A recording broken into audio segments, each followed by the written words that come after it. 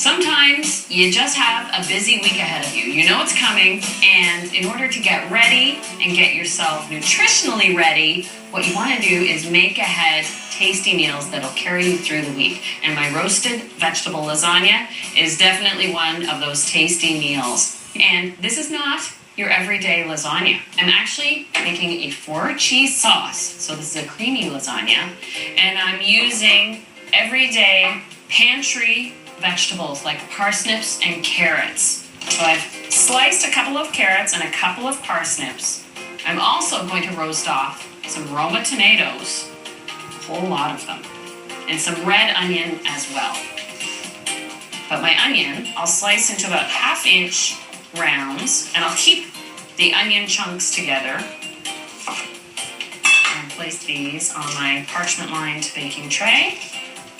And then the tomatoes, I cut into quarters.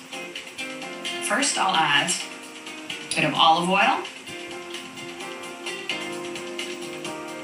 and sherry vinegar, which has a richness to it. It'll bring out the sweetness that's already there in the vegetables. There we go. And to balance out the tartness of the sherry vinegar, a little sprinkling of sugar, just about a teaspoon. And for fresh herbs, some fresh rosemary and thyme. Chop this up a little bit. Sprinkle on one side, sprinkle on the other, and just a light seasoning. Salt and pepper. So the carrots and parsnips for about 35 minutes at 350, but to let the moisture evaporate from the tomato and onion, these take a total of about 45 to 50 minutes.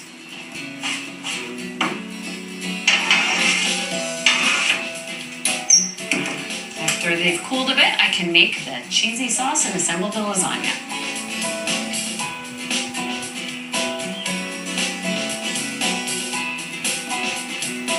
All right, my vegetables have come out of the oven. They're cooling a little bit, so now I can make the cheese sauce for the lasagna. I've got 4 cups of milk heating, and this sauce is a basic bechamel. It's a French-based sauce made with milk, but it's the cheese that's going to make it so creamy and decadent. I'm going to slice in 3 cloves of garlic. Just add that right in. And classic to a bechamel sauce is just a tiny little touch of nutmeg. And to actually thicken the sauce to the right consistency before I add the cheese, I make a roux. So I do about 3 tablespoons of butter and 3 tablespoons of all-purpose flour. I don't want the flour-butter mixture to change color, but I do want the flour to cook out enough. And when it's ready, it'll have the faint aroma of slightly toasted almonds, but without looking like toasted almonds. It should stay a nice sort of untoasted almond color. Right now, the butter is just melting. And in just a minute more, and really you can see it start to bubble up, and when you see it more evenly bubble, that's also a good visual indicator. And there we go. It smells slightly toasty now. And then a ladleful at a time, whisk in the milk. You see immediately how it thickens up. And now I can just pour in the rest of it. And bring it up to a full simmer before I add the cheese. 2 cups of fresh, creamy ricotta. I'll stir into that a 1/4 cup of Parmesan cheese.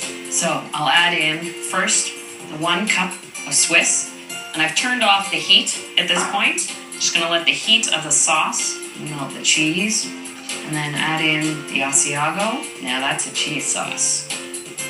Now I'll just take a ladleful of this cheesy sauce and add it to my ricotta mixture, and this seasons it up and gives it just the right consistency. I've got my lasagna pan, a 9x13 pan that I've lightly greased. I like to use fresh lasagna sheets. You don't have to pre-cook it or boil it. Even though I'm making the meal ahead, at least I've saved myself a step. My vegetables, parsnip and carrots.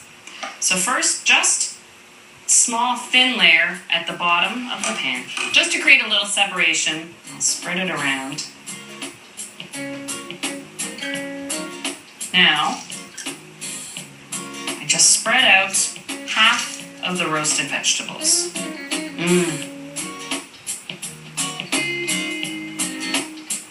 A little. Yum. Another layer of lasagna sheets. Press those down. And now I spread the entire ricotta mixture over top. Don't want to waste a bit there. Another layer of lasagna sheets. Now the rest of the vegetables go on.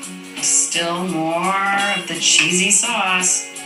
Press it down gently. That way the sauce gets into every corner. And then the last coating of this sumptuous cheese sauce. And the final touch, that 1/4 cup of Parmesan cheese that I saved just to sprinkle on top. I've left my oven at 350 degrees, but if I put on tin foil, I risk taking off half of the cheese sauce when I pull off the foil. So a simple sheet of parchment paper, gently on the surface of the cheese sauce, and the cheese won't stick to that, and I cover this with foil. And I bake it first for 20 minutes, covered, then I peel off the foil and the parchment, and I let it go for another good 30 to 40 minutes until it's all lightly browned and bubbling on top. But after that lasagna comes out, I will want to make my pumpkin and carrot muffins.